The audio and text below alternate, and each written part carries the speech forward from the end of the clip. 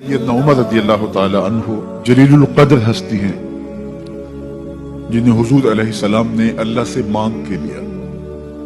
سارے صحابی رسول کریم صلی اللہ علیہ وآلہ وسلم کے مرید ہیں، لیکن جناب عمر میرے حضور کی مراد ہیں۔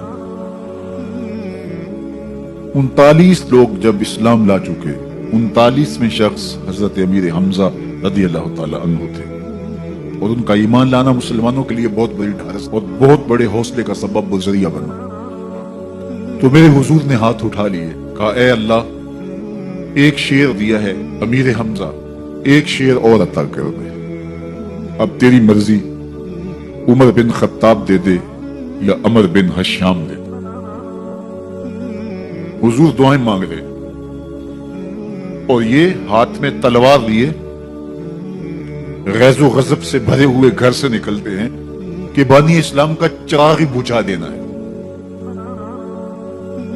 راستے میں ایک صاحب ملے اور کہا کہ عمر، تیور کوئی اچھے نہیں لگتے، خیر تو ہے، کدھر جا رہے ہو؟ کہا چراغ اسلام بجھانے جا رہا ہوں، یہ روز کا مسئلہ ختم ہونے لگا ہے میرے ہاتھوں۔ مسکرا کے بولے گھر کی خبر پہ لو۔ کہا میرے گھر کو کیا ہوا؟ کہا تمہاری بہن فاطمہ بھی نوکر بن گئی ہے رسول اللہ صلی اللہ علیہ وسلم۔ غصے سے بھرے ہوئے اپنی بہن کے گھر کا رخ کرتے ہیں، اندر سے قرآن پڑھنے کی آواز آ رہی، غصہ اور بڑھ جاتا ہے، دروازے کو زور زور سے کھٹکھٹاتے ہیں۔ اہل خانہ سمجھ گئے ماجرا کیا ہے، گرجدار آواز ہے جناب عمر کی، دروازہ کھولو۔ جلدی سے معلم کو چھپا دیا اور بہن آگے بڑھ کے دروازہ کھولا۔ کہا تم سابی ہو گئے ہو، دین چھوڑ دیا تم نے، بتوں کی وفا ترک کر دی اور بے تحاشا مارنا شروع کیا۔ بہن کا سر پھٹ جاتا ہے، خون بہنے لگتا ہے اور یہ مارتے چلے جاتے ہیں۔ فاطمہ بنت خطاب بولی عمر، تم خطاب کے بیٹے ہو، سنو میں بھی خطاب کی بیٹی، جو ظلم جو جبر کرنا ہے کرو، میں محمد عربی کا دامن نہیں چھوڑوں گی۔ سوچنے پہ مجبور ہو جاتے ہیں وہ کون سی طاقت ہے جس نے بجلیاں بھر دی اس کے اندر۔ کہا جو تم پڑھ رہے تھے مجھے بھی سنا سکتے ہو؟ کہا تمہیں غسل کرنا ہوگا۔ عمر اپنے بدن کو دھو رہے ہیں، میرا رب دل دھو رہا ہے۔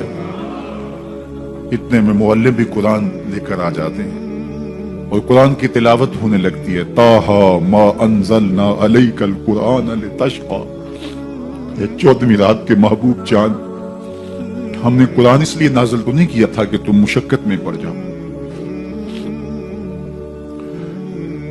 بے تاب ہو گئے، کہا عمر کی عمر برباد ہو گئی، مجھے لے چلو حضور کی چوکھٹ پہ۔ تلوار حمائل کی ہے، بہنوئی ساتھ ہیں، اور حضور کی بارگاہ میں حاضر ہو رہے۔ دروازے کے سوراخوں سے دیکھا تو صحابہ تشویش کا اظہار کرنے لگے کہ عمر آ رہا ہے، تلوار حمائل کی ہے، ارادے اچھے نہیں لگتے۔ جناب امیر حمزہ نے کہا دروازہ کھول دو، اچھی نیت سے آیا تو استقبال کریں گے، نیت اچھی نہیں ہے تو اس کی تلوار سے اس کی گردن کاٹ دیں گے۔ حضور کے سامنے جا کے بیٹھ گئے، گلے میں کپڑا ڈالا تو حضور نے پکڑ کے کہا عمر، ابھی وقت نہیں آیا کہ تم اسلام لے آؤ؟ یہی وقت تھا عمر کے اسلام لانے کا۔ لبوں پہ کلمہ جاری ہو گیا، اللہ اکبر کی صدا اس زور سے گونجی کہ مکے کی گلیاں گونجنے لگی۔ اسلام لانے کے بعد حضور سے پوچھتے ہیں حضور کیا ہم حق پر نہیں ہیں؟ فرمایا ہم حق پر ہیں۔ اللہ کا دین سچا نہیں ہے؟ کہا اللہ کا دین سچا ہے۔ آپ اللہ کے سچے نبی نہیں ہیں؟ فرمایا میں اللہ کا سچا نبی ہوں۔ تو کہا پھر ہم چھپ کے عبادت کیوں کریں؟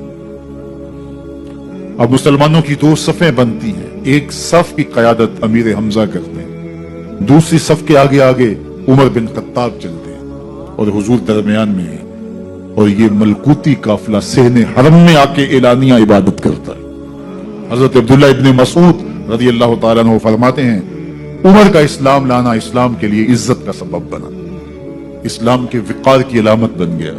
ایک ایک کے دروازے پہ جا کے دروازہ کھٹکھٹا کے کہتے ہیں، وہ تو اور خبر سننے کے لیے بے چین تھے کہ یہ بانی اسلام کی زندگی کا چراغ بجھانے گیا تھا، کوئی خبر لایا ہوگا۔ وہ کہتے ہیں آؤ عمر کدھر آئے ہو؟ کہا تمہیں بتانے آیا ہوں، کمزوروں سے پنجہ آزمائی کرتے رہے ہو، آؤ میرے سے بات کرو، میں محمد عربی کا نوکر بن گیا ہوں۔ अल्लाह अकबर। मेरे हुजूर ने फरमाया जब अच्छे लोगों का जिक्र करो तो मेरी उम्र का जिक्र भी किया करो। मेरी उम्र की जुबान पर हक बोलता है, सच बोलता है। इन्न शैतान यफिर्रु मिन जिल्ल उमर, उमर के साए को देख के शैतान भागता है। अल्लाह अकबर। इस्लाम लाए तो जिंदगी की एक एक सांस इस्लाम के लिए वक्फ कर दी। हुजूर का पहरा दिया, हुजूर की नामूस का पहरा दिया, हुजूर की शरीयत का पहरा दिया। इस्लामी फतूहात फैली तो फैलती ही चली गई। कभी मिस्र फतह हो रहा है, कभी ईरान फतह हो रहा है, आर्मीनिया तक मुसलमानों की अफवाज पहुंचती हैं। 22 लाख मुरब्बा मील पर हजरत उमर रज़ी अल्लाह तआला अन्हु की सल्तनत फैल जाती है। अदल व इंसाफ का दौरा होता है।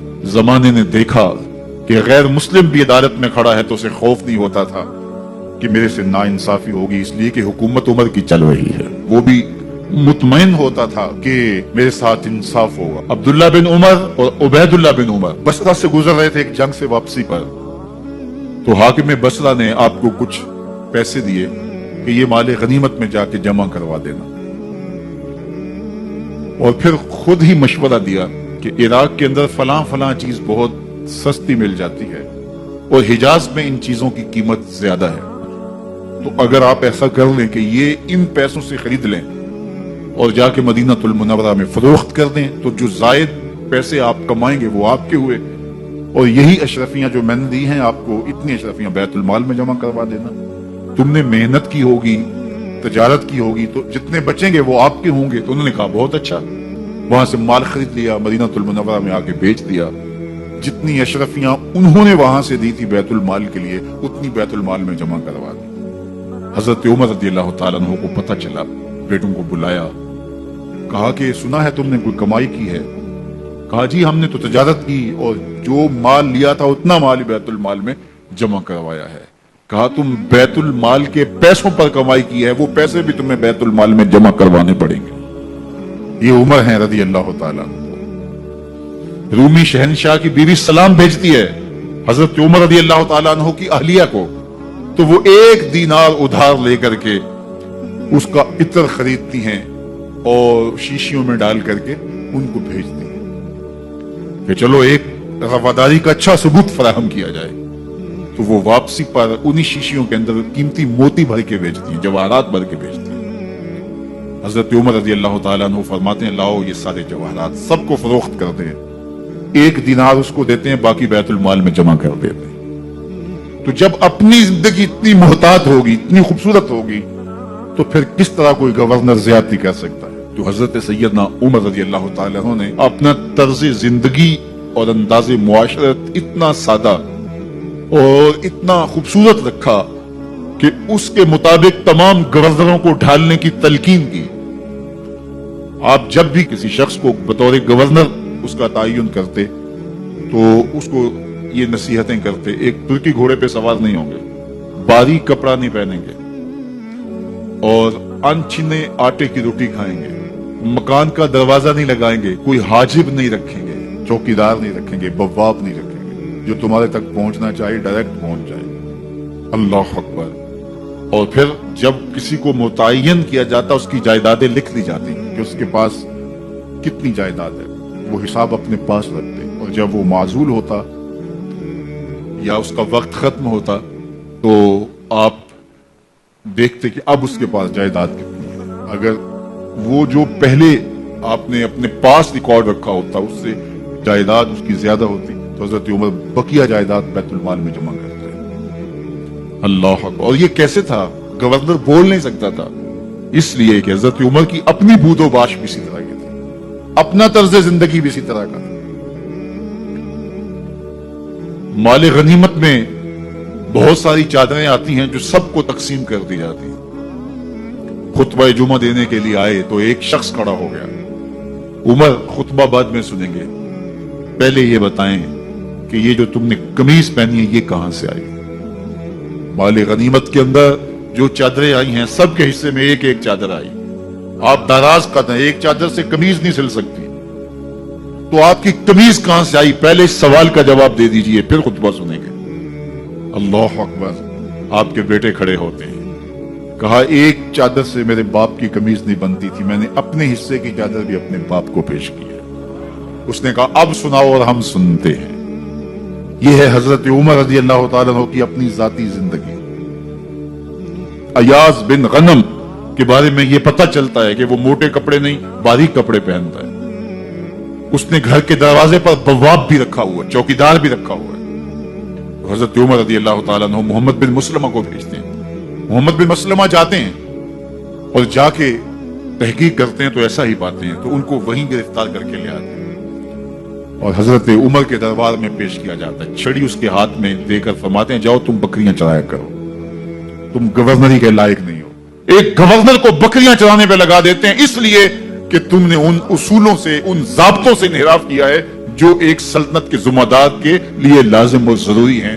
دور موجود کے حکمرانوں کو، چاہے وہ عرب کے حکمران ہوں چاہے وہ عجم کے حکمران ہوں، اگر وہ اسلام کا نام لیتے ہیں تو انہیں اپنے اعمال کا جائزہ لینا ہوگا کہ ہم کھڑے کہاں ہیں۔